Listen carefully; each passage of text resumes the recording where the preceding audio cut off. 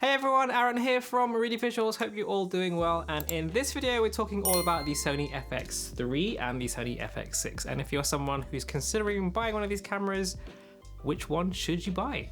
I've owned both cameras for a while now, so I've gotten to know them both pretty well, and spoiler alert, honestly, they are both fantastic cameras, capable of creating high-end professional videos. They're actually very similar in some ways, being from Sony's cinema lineup, but also different in other ways.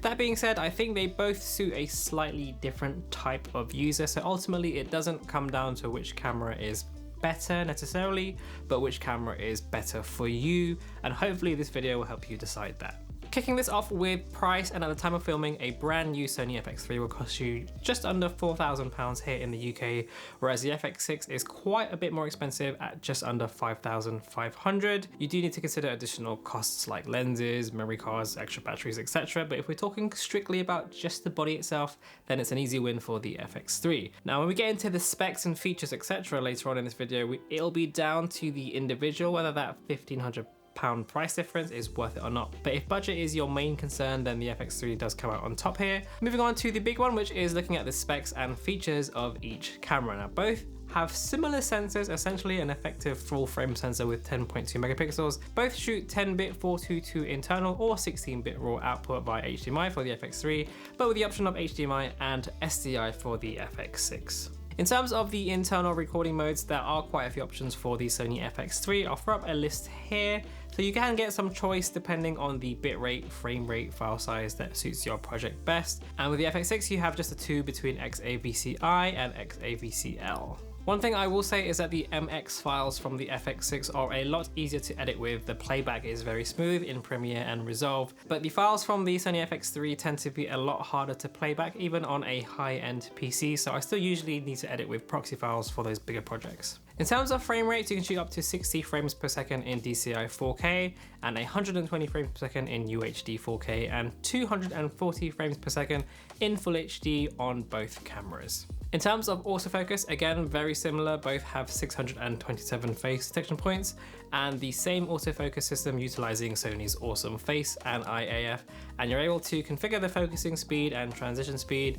in the same way, as well as using the touchscreen for focusing. Both cameras also feature timecode and come with their own dedicated audio handles, where you are able to plug in 2 XLR microphones for professional sounding audio, and both have dual memory card slots as well. So up to this point, the spec differences are really not game-changing in terms of choosing one over the other. They are pretty similar.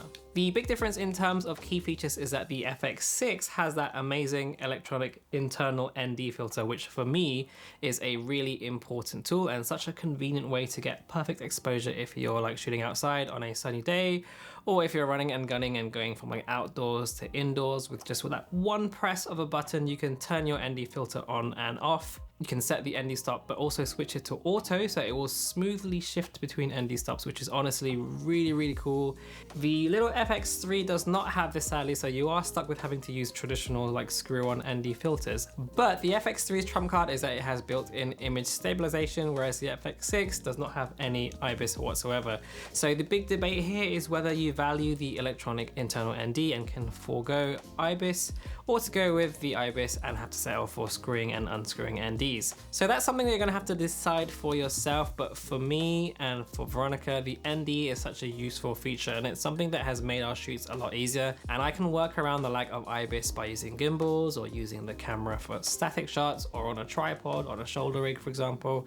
The FX6 does also record gyro data, so footage can be stabilized in post to some degree. So I can personally live without the IBIS, but now after using the internal ND on the FX6, it's a real headache to have to go back to using screw-in NDs for the FX3, especially when you're constantly like changing lenses, for example. It is worth mentioning that the FX3 can shoot stills, the FX6 cannot, but without a viewfinder and the video-centric sensor and specs of the FX3, no one's really kind of using this as a stills camera really, but just something that is worth mentioning. Now, the FX3 uses the usual Sony mirrorless NPF batteries, while the FX6 uses bigger BPU style batteries, so you can shoot with the FX6 a lot longer with native batteries if you're not rigging up V-Log batteries. Sony claims that both cameras are dust and water resistant, but personally I wouldn't take either of these cameras out in anything stronger than a light drizzle. The FX3 for me does feel a little bit more protected in some ways. So I think if I was going to go up a mountain or something like that, I probably would take the FX3 over the FX6. So in terms of specs and features, I think it's a really close one here, but for the most part, besides the ND versus IBIS debate, I think I'm going to give the slight edge here to the FX6 because I think it's just a bit more of a valuable feature in terms of that ND filter versus the IBIS. Now, in terms of how all of those specs and features actually affect differences in the actual final image quality, honestly, the final product is very, very similar. I think your average Joe, you know, your clients and stakeholders, etc., they're not really going to be able to tell them apart. For me, the FX6 has a very slight edge when I'm actively looking for meaningful differences. So straight out of the camera, the footage is a little bit more natural looking with slightly better highlight roll off being an area where I can see some differences. But in terms of like the color science, the way that both cameras handle skin tones, it's very hard to distinguish between the two, even more so once you've color corrected and graded your footage. Due to the differences being so minimal, I'd have to give this one a draw with the FX6, probably just ever so slightly edging it. But for the most part, I think we'll call it a draw. So what about the ease of use? Now, straight off the bat, I will say that both of these cameras, they do have a learning curve to them, especially if you plan to shoot in S-Log3 and use the Cine EI mode to get the most from these cameras in terms of like dynamic range and picture quality.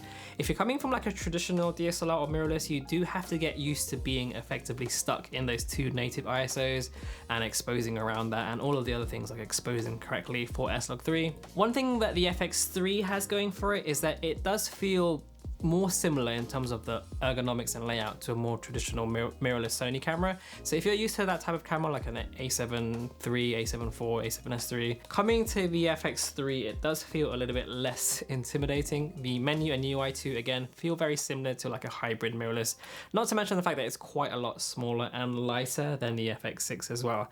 However, the FX6 is designed much more like a typical cinema camera. So think in the past, cameras like the Sony FS series or Canon C100, C200, those sorts of cameras. So that can be a little bit intimidating if you're new to that style of camera, but for me, once you learn what all the sort of buttons and knobs do, I actually really like having all those physical buttons, the way everything is sort of laid out, the side handle, the modularity of the bigger top handle, the way you're able to really rig the FX6 out and or fully strip it back in a way that you can still do that with the FX3, but it's just not quite as large scale, just due to the limitations of the smaller form factor.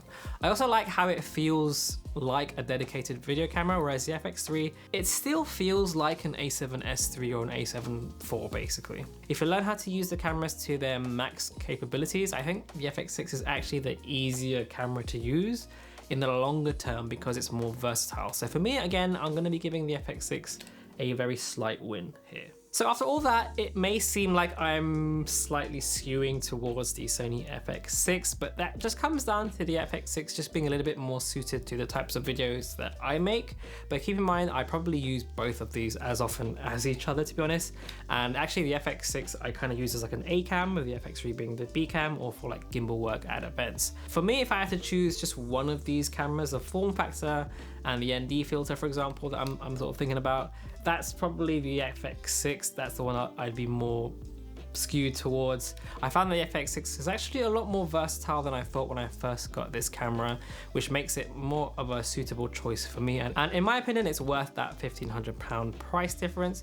But of course, that's going to be different for each individual. And like I said in the intro, they're both great cameras. So hopefully this video has helped you decide which one might be better suited for you. Anyway, that's going to do it for this video. If you found it helpful, hit that like button and also subscribe to see more. You can also follow us on socials. It's always great to hear from you guys on there.